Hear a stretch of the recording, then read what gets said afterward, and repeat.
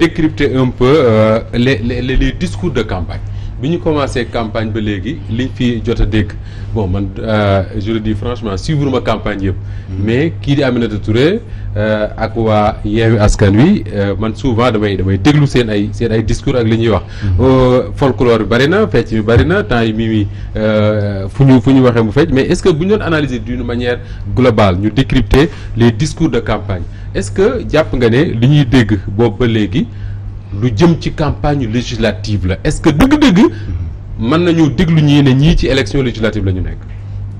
non je ne crois pas discours yi mënul nekk benn.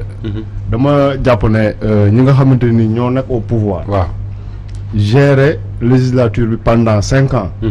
bu ñu paree. avec une majorité écrasante. ak mécanique écrasante. bu ñu paree ci seen 5 ans yooyu li ñu war a def. pour wax sénégalais yi voté laat leen mooy ñu présenter leen un bilan ne leen kat 5 ans yii passé faloon ngeen ñu jot nañ ci def lii ak lii ak lii bu nekkee ne loolu satisfaire na leen ñu ngi leen di wax pour ngeen voté laat ñu pour man loolu moo waroon nekk discours Benno Bokk Yaakaar mais malheureusement ci question élection législative yi ce n'est pratiquement jamais le cas dañuy gis ne parti au pouvoir surtout présentement li ñuy mettre en avant mooy li ñuy tuddee les réalisations du président Macky Sall seen affiche yi kay gis naa sax Coupe d'Afrique comme Coupe d'Afrique la ma boole ci réalisation looy ree yow non c'est vrai boo xoolee seen affiche di nga gis terre di nga gis stade di nga gis Coupe d'Afrique très bien c'est vrai mais loolu mooy leen damay xëy parce que ça n'a absolument rien à voir bu nekkoon tey président de la République dañu dem élection présidentielle parce que même local sax li nga xamante ni moom nga war a présenter mooy bu nekkee maire sortant nga mooy li nga fa def wala li nga am yéene def fa mais pas que président def na terre boo xamante ni ma nga Dakaaru alors que yow mairie bu Njaareem ngay laaj loolu xam naa aucun sens vraiment ci législative yi tamit c'est la même chose tey jii nii li nga xamante ni moom lañ doon xaar ci ñi nga xamante ni génn nañ mooy ñu expliquer ñu législative bii passé nan la ñu ko téye d'autant que comme ni nga ko waxee mais ñoom ñoo fa amoon léegi bu ñu doon def le bilan de la législature bii jàll Aymérou Gningue moo nekkoon président du groupe parlementaire Benno Moustapha Niasse président de l'Assemblée waa APR daanaka ñoom ñoo newoon ci bureau ba mu fees donc ñoom c'est les premiers à devoir assumer le bilan de la législature tey jii lan mooy dëgg bilan wu législature bi ñu jàll sénégalais yi moom de manière générale soo leen laajee li ñuy njëkk a wax mooy Bougazelli créé na banque këram ne ay député rien à voir avec législature maam bi législature bi la du député la woon député la. oui mais député la mais li mu doon def engagé wu. Assemblée nationale mais si daf ko engagé kay. daf ko engagé. dafa engagé législature bi parce que. ci député yi législature yi la bokkoon. bu nekkoon ne xam tey par exemple bu nekkoon am na ab député. bu def proposition de loi boo xamante ni permettre na ñu am un changement ci benn secteur. te soo ma laajee bilan bi dama koy wax. mais c'est de la même manière tey boo ma laajee assemblée nationale li nga xamante ne ni moo fi xew durant cette législature. mais Bougazelli si kaw a kaw nga koy teg. même si quelque part lu mu def nekkul loo xam ne dañ koy ngóoroo au contraire loo xamante ne nii la day gàcceel tépp kuñ ne yow député nga bu ñu jógee si loolu lu ñuy wax mooy que am na ay député yu ñu fi jàpp ñu doon trafiquer ay visa ki passeport ñu ne am na député bu ñu fi accusé de viol am na député bu ñu fi accusé de viol am na nu mu durati levé nañ fi immunité parlementaire Khalifa Sall xaaju guddi voté nañ fi loi parrainage bu nga xamante ni problème mu élection am Sénégal ci 2019 ak léegi loi boobu ko fi indi moom la ñu voté sans débat sans débat léegi nag parallèlement wax ma benn loi boo xamante ne nii ñoom voté jox nañ leen fi loi pour criminaliser am góor jigéen defuñu ko ñu ne du fi jaar xam nga bu nekkee sax duñ ko lire voilà bu nekkee sax da nga gën a yaatal tuuti nga arrière ba ci législative 12e bi maanaam bi fi Moustapha Diakhaté di ñëw voté nañ fi ay loi yoo xamante ni ba tey kenn appliqué wu ko comme loi plastique waaw plastique tox ci biti luñ ci appliqué dara alors c'est vrai député yi bu ñu leen xasee élire c'est des députés du peuple sénégalais loolu lañu mais xam nga lu gën a garaaw lu gën a garaaw mooy commission des finances u assemblée nationale man loolu bokk na ci li ma gën a métti parce que gi nga commission boobu noonu boo nekkee à sa tête mais Moustapha prérogative yi nga am kenn Seydou Diouf moo ko yore woon mais Seydou Diouf moo ko yor tey jii nii ñoom am nañu possibilité par exemple ñu toog ñu ne postukat mu ngi nekk en faillite de manière incompréhensible moom ci boppam mu mener un audit pour xam lan moo tax. la commission des finances de l'Assemblée mën na def loolu mën na ko mais xam nga lu gën a garaaw. invité nañ ko fii ci koor gi salon d'honneur. est-ce que ñoom ñu ngi évaluer les politiques publiques du gouvernement. oui mu ne non ñoom dañuy xaar Cour des comptes def seen rapport après si loolu la ñuy basé wu. pour mën a xool ndax. kon kay nañ tas assemblée bi jël salaire yi fay ko Cour des comptes. mais très bien te Cour des comptes boobu deful liggéeyam bu doon sax ñoom ci ki ñu compté. pour am ay rapport mën a liggéey kooku mu ngi def liggéeyam ñu ne waaw baax na mais Cour des comptes depuis 2018 génnewul rapport depuis 2018 génnewul benn rapport. assemblée bëgg a xaar Cour des comptes waaw. du sotti alors Pape député maa ngi koy wax sànq bu ñu ko xasee élire dañ koy woowee député du peuple on dit jamais député de Louga wala de Dakar mais député yi ku ci nekk gox ba nga bañ la fale circonscription bi ñu la fale am na ay kiiwam ay soxlaam ay doléance am yoo war a porter à l'Assemblée tey boo doon évaluer les députés de Dakar ci législature bii ñu jàll lan nga war a jàpp ne député yi seen kàddu tax na Dakar am ko. man de dama leen jàppee ay député du président de la République. mu jeex est-ce que député de Dakar yi xam na ñan ak ñan la sax. waaw député yi am na Marie-Pierre Paye Abdoulaye Matar Diop. waaw Juliette Zinga et j'en passe. exactement. ñooñu man de gisuma ci juróomi at yi. lu ñu wax pour dimbali Dakar. Dakar. fii la ville de Dakar moo ko ngemb. oui moo ko ëmb. ville de Dakar ñaata problème la fi am ak état bi député yi luñ ci wax. jéemu ci dara. tey. boo demee Europe. ay carte d'identité sax.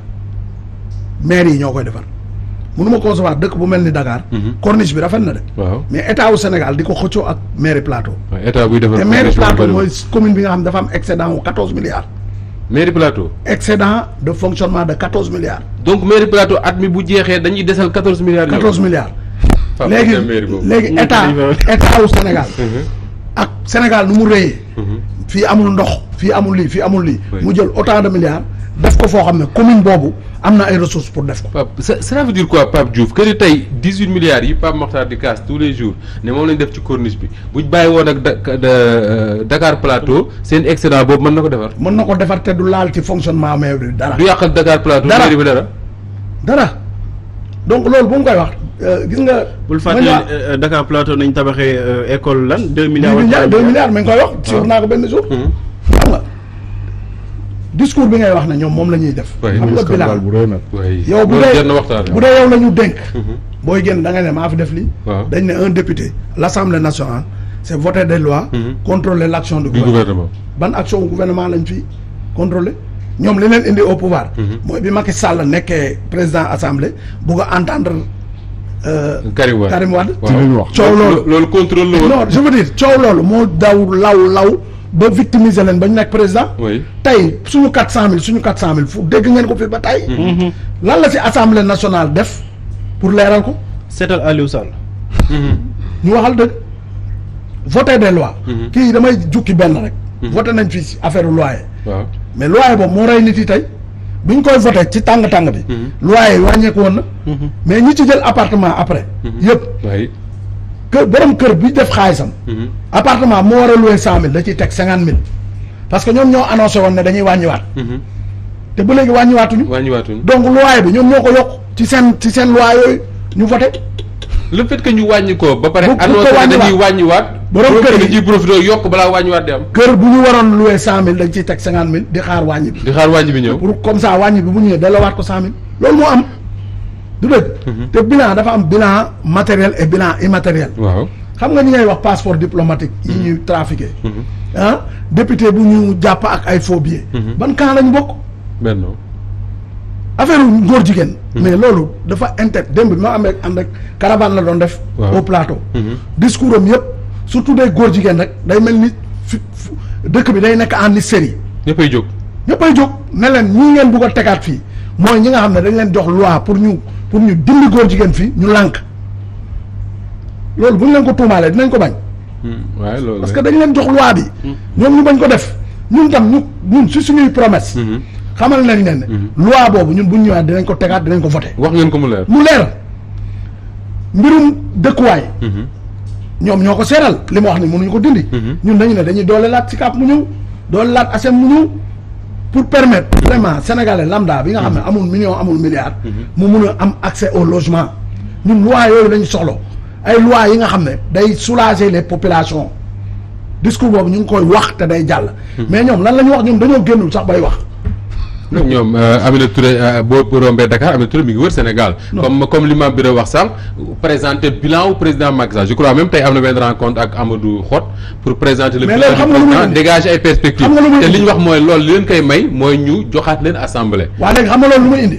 loolu dafa am réflexion ñun bu mu indi te ñu ngi koy campagne. muy ban mooy que tey Macky Sall du bilan am la ñu war a teg. ñoom suñu jëlee mettre ko en avant ça veut dire ñi ngi gàtt ngaal affaire du troisième mandat. noonu ngeen ko déggee noonu lañ ko déggee. assemblée bi ñii majorité bu ñu ko amaatee. rien ne les empêche ak seen majorité mécanique boobu. ak ni ñu ko manifester ëllëg ñu taxaw ne Macky Sall day def troisième mandat. te loolu ils sont coutumiers des faits tàmm nañ loolu. tey ñoom Macky Sall bokkul président la dafa na nekk na le ay pont ak ay terre ak ay maire ak yooyu yëpp intéressé wul élection bii ñoom en tant que député législature bi génn. Moustapha Niass. TGU nañu wax lan la indi lu bees. mu jeex. gis nañ fi ay députés yi taxaw di xeex sax peut-être am na yeneen kii mais ak xeexin bi. président assemblée gis nañ ko mu génne ay énormité. woo benn colonel ne ko kaay génne benn député. kaay génne ma diw immunité parlementaire. du député bi en tant que tel mais war ma député gis nañ ñu ngi koy dindee léegi ñan ñoo ko dindi majorité bi. il faut que ñu waxal leen ko. député dañu dem ba désacraliser député. fan yi passé fekk nañ fi ay député jàpp leen tëj. waaw flagrant délit. flagrant délit te flagrant délit mooy lan ñu fekk la devant les faits yow manifestation boo am obélisque. ñu jàppale sa permanence. tëj loolu politique la dañu dem ba nga xam ne. problème de confiance moo am entre le peuple et ses représentants ñi nga xam ne ñoo ko war a représenter. te loolu nag ñun loolu la ñuy woo Sénégalais yi pour ñu sanctionner ko. alors Mame Birame bu ñuy des ci mbirum bilan boobu ba léegi ñi ngi wax sànq bi ñuy dugg ne Amadou Hott moo war a jàkkaarloo ak taskati xibaar yi waa Benno fii seen permanence. pour liñ def ñoom li ñu tuddee bilan et perspective. est-ce que ñu comprendre waa Benno bu fekkee ne dañuy wax ne ñoom bilan bi président Macky Sall présent def lu ñu mën a ndamoo la et pour mu continuer di ko def il faut ñu jox leen une majorité à l'Assemblée boo xam ne moo koy yombal li muy def mais tey su fekkee da nga jël Yewwi Askan Wi ak Wallu jox leen la majorité suñ deful nag lu Macky Sall indi Assemblée Ousmane Sonko toog këram moo Khalifa Sall woo seen député bu mu ci dal. c'est que déjà bu ñu fàtte ne Macky Sall 15 mois moo ko fi dese. te lu mu deful. ci sa njortu gu rafet. non mais moo ko fi dese 15 mois 2024 kay moo ci des. dem fii ak 2024 15 mois la Macky Sall kay mu def na leen mais mënul présenté wu. d'accord ñu jàpp ne 15 mois moo ko dese mais même au delà de ça. bu nekkee ay réalisation la ñuy wax. jàpp ma ne réalisation yi ñuy woote ne bu ñu amee majorité dinañu ko def. ay réalisation yu ñuy def au delà de 2024 la. ñoom li ñuy wax xëy na c'est diggante 2022 bi ak 2024. waaw loolu de mooy waxtaan bi. mais loolu moo war a nekk waxtaan bi te bu dee loolu la pour man mënuñu xaar ci président Macky Sall ay résultats bu nekkee ne pendant 10 ans chaque année ñu am en moyenne 3500 milliards de budget. moom mu leb fi 12000 milliards ba pare amul ban changement moo fi am ay terre nga fiy dégg ay beer loo xamante ni ça ne permet pas aux populations de manger à leur faim. am ndox xam nga sànq Pape Matar mu ngi wax Kër Massar. mais c'est un scandale mu ne dans une capitale comme Dakar. am na des poches am na des endroits yoo xamante ni toll nañ ni Kër Massar. nit ñi amuñu ndox wala des fois dañuy xelli robinet yi muy génnee ndoxu foos. mais loolu qu'est-ce qui peut l'expliquer amul lenn lu ko amul lenn lu ko mën a expliquer donc man dama jàpp ne. si le président de la République avait des résultats à faire. tey jii nii fruits la ñuy gis. maanaam lu mu jot a def pendant son premier mandat et deuxième mandat tey jii nii day yomb. parce que dañ daan wax souvent que ni président buy jeexal son second mandat li ñuy gën a gis mooy kuy inaugurer rek. ñu gis les fruits du travail fait depuis. très bien le fruit du travail bi nga xam ne def nga ko. pendant les premier mandat beeg yooyu. dañuy wax sax d'habitude que nu mu tuddati un président boo xamante ni pare na ci lu muy gën a wut mooy des distinctions parce que quelque part mu ngi ubbi une porte à une carrière internationale. Macky Sall nekkul ci loolu. mais nekkul ci loolu ñun ñëpp xam nañ ne nekkul ci loolu ci ay tappale rek la ñu nekk. donc dans tous les cas te man jàpp ma ne sax c'est bon pour l'opposition de dire que élection yi ni ab référendum la pour montrer au président Macky Sall qu'il n'a pas droit à se représenter. xam nga loolu moom ça n'a absolument rien à voir ak ces élections là. 165 députés la ñuy xëccoo. waa Benno suñu gagné 164 taxul président Macky Sall am possibilité présenter wu waat. ah mais dina leen may fit. waaw non ça c'est autre chose gars yi moom am nañ fit bu ñu leen dóoroon tamit ñu am fit. gars yi am nañ fit bu ñu leen dóoroon it. di nga si dégg maa ngi ñu ma envoyé léegi benn vidéo un gars toog bureau mais di développer di expliquer comment c'est possible pour Macky Sall présenter woon en 2024. te xam nga loolu résultat yi génnagul. donc dans tous les cas ñoom ce discours là. xam nga c'est un président qui est coincé. man loolu laa yàgg a wax le président Macky Sall dafay signer ay contrat signer fi ay contrat de sorte que ki koy wuutu mais mënul ñàkk ñëwaat ci contrat yooyu. mënul ñàkk.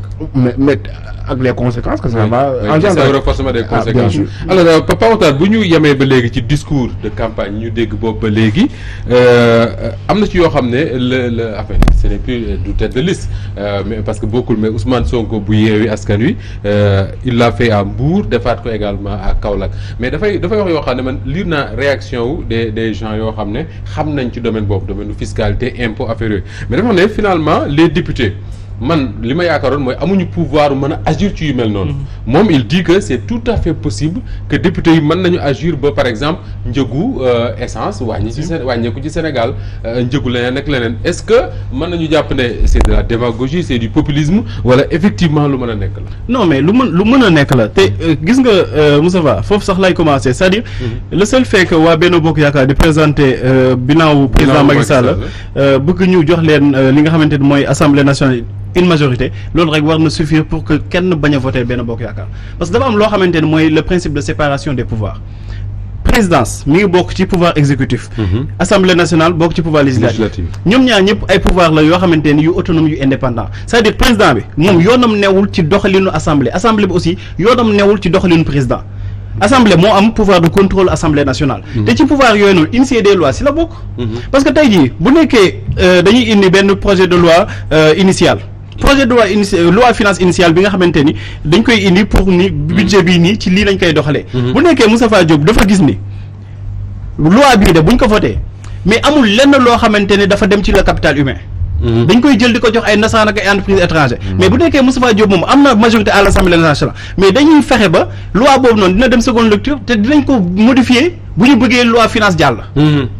beneen bi aussi initier ay loi mais bokk na ci par exemple nga jël ay loi yoo xamante ne bu nekkee am nga majorité à l'Assemblée nationale loi yoo xamante ni benn bi xeex góor jigéen la mais beneen bi pour suñu ressources yi mais ñu ni bu ñuy defati benn travaux boo xamante ni intérêt général la wala benn travaux boo xamante ni utilité publique la entreprise sénégalaise boo xamante ni waxuñu de droit sénégalais entreprise sénégalaise bu ñu reconnaître ni sénégalais moom moo ko moom ay sénégalais fay liggéey ñoom ñoo ko war a liggéey donc yu bëri tey jii assemblée non ñoom ñoo ko war a liggéey sax parce que lu bëri tey jii assemblée nationale mën na ko si kaw ñu jox leen majorité donc tey man je prends mes responsabilités dama ni sénégalais bu kenn voté benn bokk yaakaar non parce que xam nga lu tax Moustapha kuy dem bay jaxase non xam nga lu tax ma wax loolu waxuma ci propagande non c'est-à-dire que Pape ñun ce qu'on peut faire man ak yow ak Mame Birame waaw boo ko mooy éclairer waaw d'accord léegi nit ñi ñooy tànn seen yoon ku nekk tànn fa la waaw d'accord lu tax ma ni xam nga waxuma ñu voté kenn mais dama ni bu ñu voté xam nga lu tax ma ne bu ñu voté kii ki nga xamante ni Moustapha xamul la mooy prérogative assemblée nationale dem ba koy jaawle di naan nañu jël président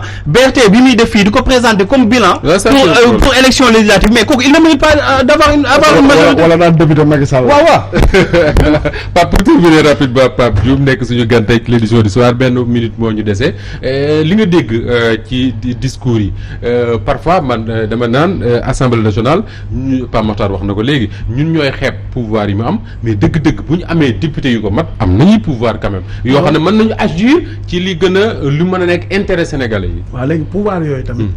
député bi en tant que tel. su ko amee te nekkul ci majorité bi da koy nasaxal. moo tax ñun ñu soxla majorité. opposition bi. ñu soxla majorité gis nga kër. foo gis day am wujje kujje day doxal kër. am na fi. sans faire de la publicité. ci téléphone yi. am na wàññi bu fi am. kujjee ko waral transfert d'argent. kujjee ko waral. mais bu ñu bëggee lépp jël ko tekk ci benn loxo mais du sotti. mais tey bu ñu jëlee pouvoir yi benn parti pouvoir yi teg ko ci jox ko opposition bi. ñu war a contrôler action du gouvernement xam nga loolu dina am. ñu war a voter ay loi xam nga loi yooyu dina jaar ci yoon. mais tey li Ousmane Sonko wax noonu du démagogie. mais député am na pouvoir boo xam ne. su ko amee te bu demee amul temps de parole. du sotti. groupe parlementaire bu ñu ñëwee.